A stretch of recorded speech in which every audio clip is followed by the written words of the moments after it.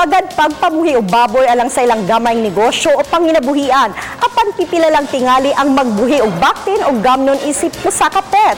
Unsa kini atong sayran sa talagsaong balita nga ihatod kaninyo niining report.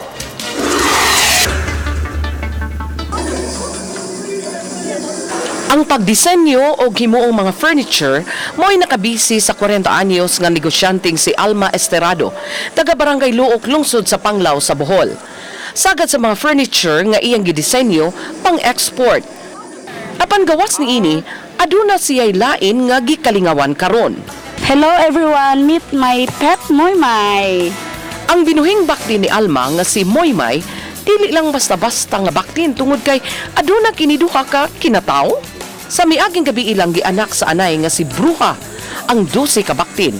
Apan nakurat na lang si Alma human makabantay nga ang usa sa mga baktin adunay duha ka kinataw, sa babay ug lalaki.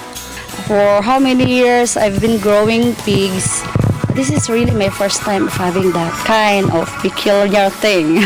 Himsog si Moymay ug ang laing 12 ka baktin. Matod sa mga eksperto, ang kaso ni Moymay gitawag og hermaphroditism.